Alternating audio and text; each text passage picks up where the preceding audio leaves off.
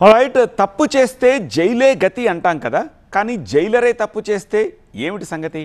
Jailer అంటే ఎవరు? ఒక బాధ్యత గల వ్యక్తి, బాగోతాలు నడిపే వ్యక్తి అయితే కాదుగా. అనంతపురంలో జైలర్ బాధ్యతలు నడిపి మరిచి బాధ్యతారహితంగా ప్రవర్తించాడు. ఓ యువతిని ఫోన్లో నిత్యం వేధిస్తూ నరకం చూపించాడు. న్యూడ్ కాల్స్ చేయాలంటూ బెదిరిస్తూ ఆమెను లైంగికంగా వేధించాడు. తప్పు చేస్తే ఎంతటి వాడినైనా తుప్పు రేగొట్టేలా సమాధానం ఇచ్చింది. ఇంతకు ఆ యువతి ఏం చేసింది? ఆ జైలర్ ఖాకీకి ఎలా బుద్ధి చెప్పింది?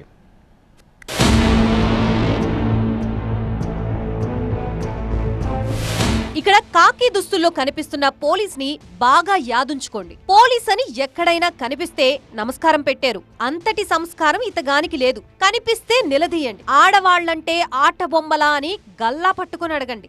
ఏం పర్వాలేదు, ఎందుకంటే చేస్తున్న వృత్తికి ఇతని ప్రవృత్తికి అస్సలు మ్యాచ్ కాదు. జైలర్ గా సమాజం ఇతడికి ఓ మంచి హోదా ఇచ్చింది, అధికారికంగా గుర్తింపునిచ్చింది, ఎక్కడికి వెళ్లినా నిలబడి దండం పెట్టేంత గౌరవాన్ని ఇచ్చింది. కానీ ఆ గౌరవాన్ని నిలబెట్టుకున్నాడా? 100% నిలబెట్టుకోలేదు కదా. బోనస్ గా మహిళా లోకం నుంచి తిట్లు, చివాట్లు, శాపనార్థాలు కనిపిస్తే తూ అని ఉమ్మేంతగా నెగిటివిటీని సంపాదించుకున్నాడు. పేరేంటో తెలుసా? వెంకట నారాయణ సుబ్బారెడ్డి. ప్రస్తుతం అనంతపురంలో జైలర్ గా పనిచేస్తున్నాడు. మళ్ళీ ఇంకోసారి చెప్తున్నాం, ఈ ఫోటోలో ఉన్న ఈ కాకిని బాగా గుర్తుపెట్టుకోండి. విషయం ఏంటంటే, సుబ్బారెడ్డి అనే ఈ జైలర్ పెద్దాపురం సబ్ జైల్లో డిప్యూటీ జైలర్ గా గతంలో పనిచేశాడు. ఆ సమయంలో ఏదో ఫంక్షన్ కి విశాఖపట్నానికి వెళ్లాడు. అక్కడ యువతిని చూశాడు. కంటికి బాగా ఆనిందని పులిహార కలిపాడు. పాపం ఆ యువతి పెద్దాయన, పైగా జైలర్ కదా అన్న మర్యాదతో కాస్త చనువుగా మాట్లాడిందో లేదో తెలియదు కానీ ఫోన్ నెంబర్ సంపాదించాడు. ఫోన్ నెంబర్ దొరకడమే ఆలస్యం. చేస్తున్న పనిని పక్కన పడేసి ఫోన్ లో పులిహార కలపడం స్టార్ట్ చేశాడట. పోనీ మాటల వరకైతే సరే అనుకోవచ్చు. మాటలు కోటలు దాటి చేష్టలు హద్దులు దాటేదాకా వచ్చాయి. మాటలు కాస్త వీడియో కాల్స్ దాకా వెళ్లాయి. అక్కడితో అయినా ఆగాడా అంటే అదీ లేదు. ఈ కాకి పిల్లగాడికి పులపురం ఎక్కువై పైసలు కావాలా అంటూ నెమ్మదిగా తన ముగ్గులోకి లాగే ప్రయత్నం చేశాడు. పైసలు ఊరికే ఎవరు ఇవ్వరు కదా. వీడి మాటల్లో స్పెల్లింగ్ మిస్టేక్స్ కనిపెట్టిన బాధితురాలు సారీ అని ఫోన్ పెట్టేసింది. అయినా వదల్లేదు ఈ కాకి. ఫోన్లు చేయడం, వేధించడం స్టార్ట్ చేశాడు. డబ్బులిస్తా, న్యూడ్ కాల్స్ చేస్తావా అంటూ డైరెక్ట్ గా యువతిని అడిగేశాడట. దీంతో షాక్ తిన్న బాధితురాలు జైలర్ ని ఫోన్ లో ఎక్కువగా ఎంటర్టైన్ చేయకూడదని అతని ఫోన్ ని కట్ చేసింది. అయినా వదల్లేదు. ఇలా పోను పులిహార వ్యవహారం జరుగుతూ ఉండగానే సుబ్బారెడ్డి పెద్దాపురం నుంచి అనంతపురం జైలుకి ట్రాన్స్ఫర్ అయ్యాడు. విశాఖపట్నం నుంచి దూరం పెరిగింది కానీ ఆ యువతికి మాత్రం ఈ కాకి బెడద తప్పలేదు. పదే ఫోన్ లో న్యూడ్ కాల్స్ డిమాండ్ చేస్తూ వేధించేవాడట. ఇక బాధితురాలు అతని ఆగడాలు భరించలేక విశాఖ సిపికి ఫోన్ ద్వారా తన గోడు వెళ్లబోసుకుంది. నాకు రాత్రిపూట కాల్ వచ్చింది. ఒక లేడీ కాల్ చేసి ఇలా నన్ను ఒక పోలీస్ అతను వేధిస్తున్నారని చెప్పారండి. నేను చాలా సీరియస్గా తీసుకొని నాకు ఎవిడెన్స్ పంపండి అని చెప్పాను. ఎవిడెన్స్ చూస్తే అది ఫోటో కూడా ఉంది. వెరిఫై చేస్తే అతను పోలీస్ డిపార్ట్మెంట్ కాదు, వేరే డిపార్ట్మెంట్ అని తెలిసింది.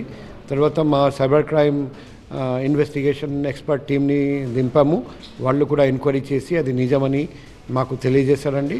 విషయం సోషల్ మీడియాలో వైరల్ అవడంతో విశాఖ సిపి జైలర్ బాగోతాన్ని సీరియస్ గా తీసుకున్నారు. వెంటనే జైళ్ల శాఖ డీఐజీ, ఐజీకి లేఖ రాశారు. విచారణ జరపాలని లేఖలో తెలిపారు. బాధితురాలిచ్చిన ఫిర్యాదు మేరకు విచారణ చేపట్టారు. జైలర్ నారాయణ లైంగిక వేధింపుల ఆరోపణలు నిజమైతే కఠిన చర్యలు తీసుకుంటామని పోలీసులు తెలిపారు. సిపి రాసిన లేఖ ఇప్పుడు సోషల్ మీడియాలో వైరల్ అవుతోంది. సిపి లేఖతో జైళ్ల శాఖలో కలకలం మొదలైంది. Director general of prisons, DIG, ఐజీలు విషయాన్ని సీరియస్ గా తీసుకుని విచారిస్తున్నారు. తనపై కేసు నమోదవడంతో కోర్టు వాయిదాలకి కూడా హాజరు కాకుండా జైలర్ సుబ్బారెడ్డి తప్పించుకొని తిరుగుతున్నాడు. అతని కోసం ఇప్పుడు పోలీస్ సర్చింగ్ జరుగుతోంది. ఒక ఫంక్షన్లో పరిచయం అయింది. యాక్చువల్గా చూశారు. జైలర్ కూడా అప్పుడు వైజాగ్లో పనిచేశారండి ఇంతకుముందు. అక్కడ చూశారండి. డబ్బు ఇస్తే ఈజీగా మన చేతుల్లోకి వచ్చేస్తారని ఆలోచించారేమో. అది విచారణలో ఫర్దర్ తెలుస్తుంది. జైలర్ న్యూడ్ కాల్స్ మ్యాటర్ సమాజంలో హాట్ డిబేట్ కి కారణమైంది. ఇలాంటి వాళ్లతో జైళ్ల శాఖకు చెడ్డ పేరు వస్తుందని కొందరు ఆగ్రహం వ్యక్తం చేస్తున్నారు. మహిళల్ని గౌరవించడం నేర్చుకోండి అంటూ మరికొందరు నెటిజన్లు కామెంట్స్ పెడుతున్నారు. యువతి ధైర్యంగా ఫిర్యాదు చేయడంపై హ్యాట్స్ ఆఫ్. ఇలాంటి ధైర్యం అందరికీ రావాలి అని సపోర్ట్ చేస్తున్నారు. సోషల్ మీడియాలో #JusticeForVictim అనే హ్యాష్ట్యాగ్ ట్రెండ్ అవుతోంది. వేరే లేడీస్ కూడా నేను రిక్వెస్ట్ చేస్తున్నా, ఈ వ్యక్తి ఇలాగే వేధించి ఉంటే మీరు ముందుకు రండి, మాకు కంప్లైంట్ ఇవ్వండి. మేము కూడా ఫర్దర్ విచారణ ఇప్పుడు చేస్తాము.